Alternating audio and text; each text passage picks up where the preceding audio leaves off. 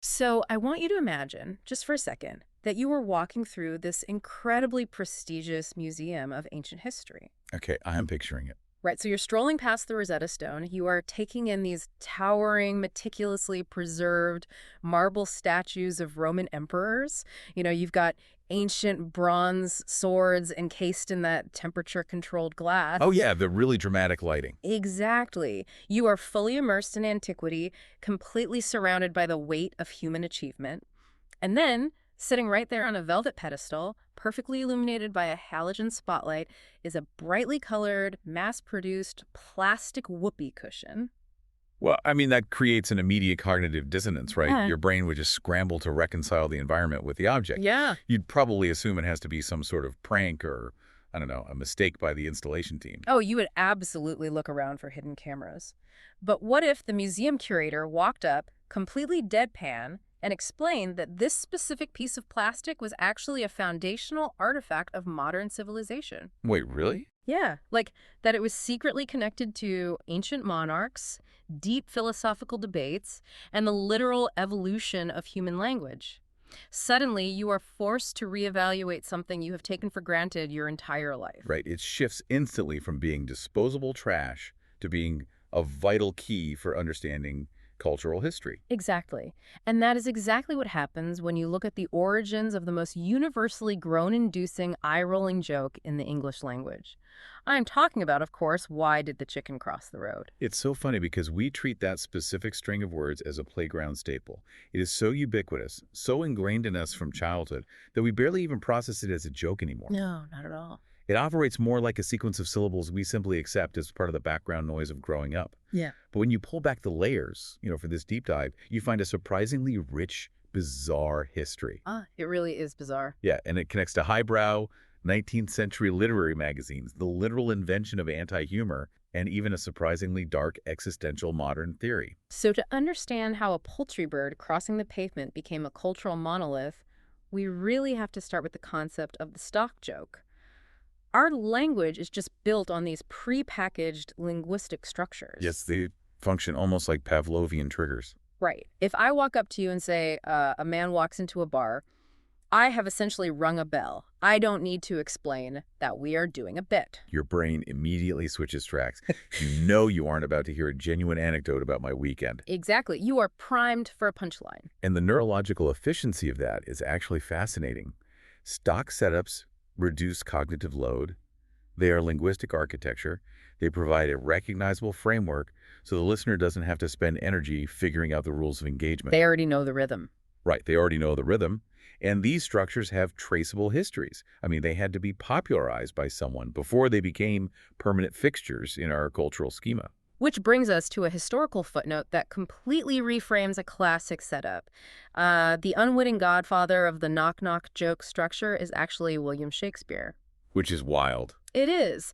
And it wasn't birthed in one of his sweeping comedies either. It was forged in the middle of a dark, bloody tragedy. Right, we have to look at Macbeth for this. Yeah. Specifically Act 2, Scene 3. Okay, set the scene for us. So the scene opens late at night at Macbeth's castle, right after a horrific murder has just taken place.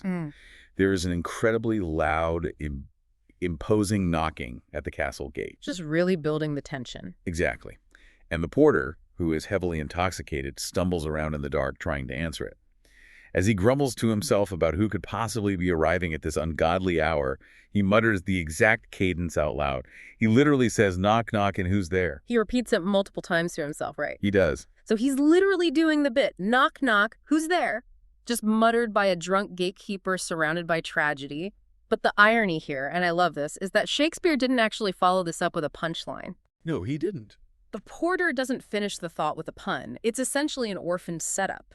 It's like a famous architect building this massive, incredibly ornate, beautifully carved doorway that just opens into a blank brick wall right in the middle of the room. That is a perfect analogy. Right, like he built the structure, but totally forgot to attach the room. And that is the perfect mechanism to describe what happened linguistically here. Shakespeare built the architecture, but he left it empty.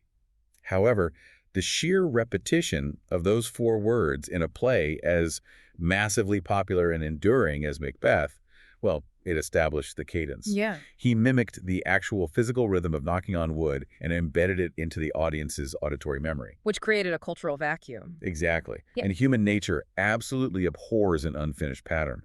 So over the next few centuries, the public took that incredibly recognizable structural rhythm and started plugging their own silly wordplay into it to finish the sequence. That is amazing. So Shakespeare accidentally built the ultimate comedic launchpad by leaving a pattern unfinished. But if the knock-knock joke traces its structural roots back to a 17th century castle gate, we have to figure out where the wandering poultry bird originated, because it wasn't Shakespeare. No, definitely not Shakespeare. Right. To find the earliest known printed record of the chicken joke, we have to jump forward to 1847 across the Atlantic into the pages of a high-profile New York periodical called The Knickerbocker. And we really should contextualize what the Knickerbocker was during this era. This was a significant literary magazine. It was heavily associated with writers like Washington Irving. So it's not a joke book. Definitely not a cheap dime store joke book. It catered to an educated, highbrow readership. The chicken joke was actually included in a specific section of the magazine dedicated to discussing conundrums, but more specifically, a phenomenon known as quips and quillets. Quips and quillets. I mean, we don't use that phrase anymore, but it essentially describes a form of hyperpedantic verbal fencing. Oh, absolutely. It's basically the 19th century equivalent of being an internet troll in a comment section. That is exactly what it is. You set up a premise that appears to be a deep intellectual puzzle, but the resolution relies entirely on a frustrating technicality. You force the listener to strain their brain looking for a complex answer, only to hit them with a literalism just to watch them groan. Right. It was an intellectual flex. The magazine defined these as quibbling, nitpicking verbal distinctions. You were weaponizing the audience's expectation of how language and logic puzzles are supposed to operate. Yeah. Because in the 1840s, parlor games and intricate riddles were incredibly popular among the upper classes. They loved complex wordplay. So a quillet was a deliberate subversion of that upper-class parlor game format. Okay, let's look at the exact phrasing from that 1847 publication, because there is a slight, fascinating deviation from the modern version. The Knickerbocker asks, why does a chicken cross the street? The street. Yeah, street. And the answer provided is, because it wants to get on the other side. Which is wild because the core mechanic is entirely intact. It has survived nearly 2 centuries of linguistic drift, almost completely untouched, save for swapping the word street for road. But logically, for a joke to be published in a major literary magazine in 1847 as a prime example of a quillet, it had to exist in the cultural ether beforehand. Right. A magazine analyzing a trend implies the trend is already happening out in the real world. Exactly. So someone had to be delivering this joke out loud. And the text points us toward the stage, specifically to a 19th century blackface troupe known as Christie's Minstrels, who were performing widely in the 1840s. Now, historically, we cannot definitively claim authorship here. There is no ironclad textual evidence proving whether Christie's Minstrels invented the joke from scratch or if they simply absorbed it from tavern culture and popularized it through their extensive touring. That makes sense. However, what is undeniable is their role in cementing it into the public consciousness. To understand why it worked on stage, we have to look at their specific performance style. They were highly famous for rapid-fire humor. Their acts were dense with complex wordplay conundrums, double entendres, and really intricate riddles. Which, to me, creates a massive contradiction. I mean, if you are a troupe renowned for complex linguistic acrobatics, why did the chicken cross the road is literally the laziest piece of writing imaginable. It seems like it. Yeah. It feels entirely out of place in a rapid-fire wordplay set, delivering the most boring, painfully literal punchline ever conceived. Seems like career sabotage for a comedian known for wit. But the contradiction is the engine of the joke. That sensation of disappointment, that realization of, wait, that's not a real punchline, is the intended psychological effect. Oh, wow. Yeah. What we were analyzing here is a pioneering, highly successful example of anti-humor. It operates on incongruity theory. So anti-humor isn't just about being unfunny, it's an active manipulation of the listener's prediction engine. Precisely. Let's look at the cognitive mechanics of the audience watching Christie's Minstrels or the highbrow readership of the Knickerbocker. They've been conditioned. They are listening to or reading highly intricate, pun-filled riddles. Their brains are actively scanning for the double meaning, the hidden linguistic trapdoor. Right. They're ready for a puzzle. Exactly. Yeah. So when the performer asks, why did the chicken cross the road? The audience leans in. They are dedicating cognitive resources to solving the puzzle. They are expecting a reward. And then the performer delivers a brutal, mundane literalism to get to the other side. Yeah. The tension is resolved not with a clever twist, but by refusing to play the game at all. It is like going to see a world-famous escape artist, right? Okay, like this. You are in the theater, the dramatic music is swelling, the magician brings out this massive, heavy steel vault. They wrap the vault in thick iron chains, they snap these heavy, menacing padlocks onto the chains. Really building the suspense. Exactly. As an audience member, you are on the edge of your seat. Your brain is trying to calculate how they could possibly escape this contraption.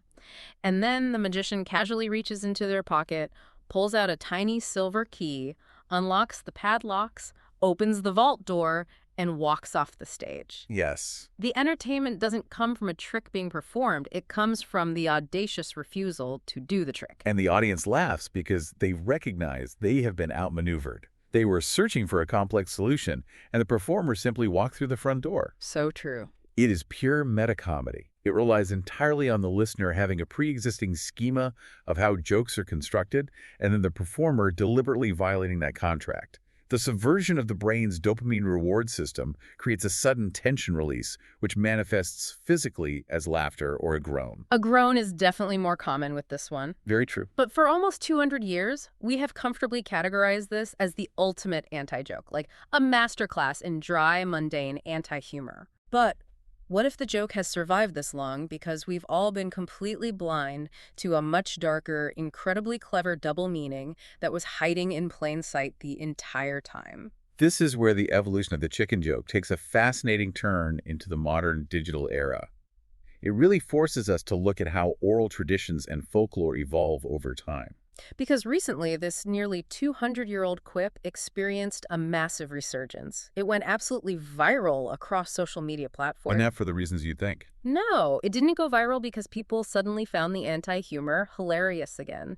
It went viral because millions of users began collectively reinterpreting the punchline to get to the other side. Right, when we study how language and texts survive, we often talk about the death of the author. It doesn't necessarily matter what the original creator intended.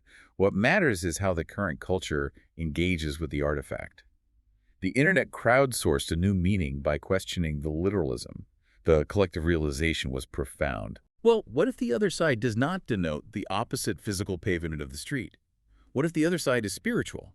Which completely changes the physics of the narrative. If the other side represents the afterlife, the great beyond, well, then the chicken did not successfully navigate the crossing. No. It implies a fatal intersection with oncoming traffic. Oh my gosh. It turns the chicken into a tragic figure. It implies the chicken intentionally stepped out into the road to sacrifice itself, purposefully seeking the heavenly other side. Yeah. It is incredibly poignant, existentially bleak, and just incredibly dark. Very dark. But linguistically, it performs a magic trick. It flips the joke from being a dry 19th century anti-joke right back into a dark, subversive pun. It retroactively installs the exact kind of clever wordplay that the 1847 audience was scanning for in the first place. Wow. It fulfills the original contract of a riddle just 2 centuries late.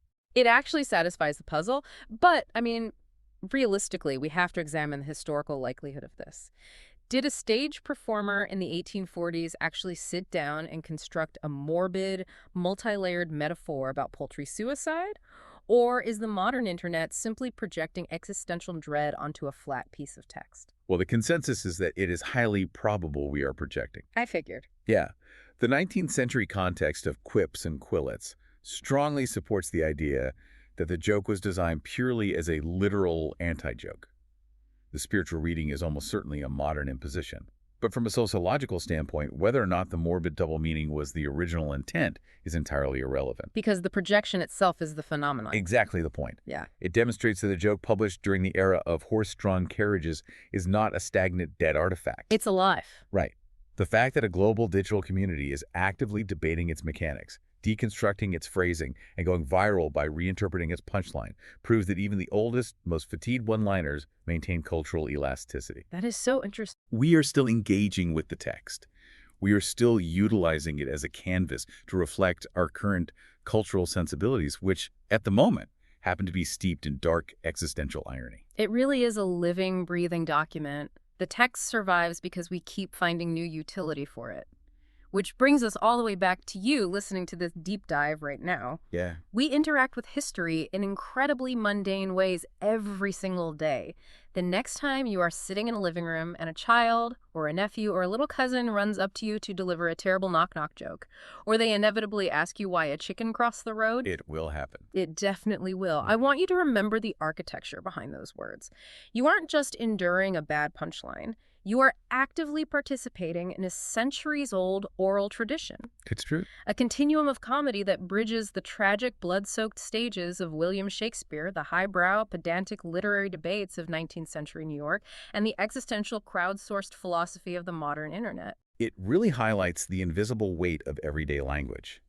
And it leaves us with a necessary final provocation to consider. I love these. If the absolute most mundane, repetitive, universally eye-rolling joke in human history secretly conceals layers of cognitive psychology, literary history, meta-comedy, and a dark, retrofitted double meaning about the afterlife, well, what other simple, everyday playground phrases or casual idioms are you utilizing right now without even realizing you are quoting a centuries-old puzzle? You might be walking around with a museum artifact in your pocket right now, completely convinced it's just a plastic whoopee cushion. Keep questioning the everyday structures around you, keep looking for that hidden architecture, and we will catch you on the next deep dive.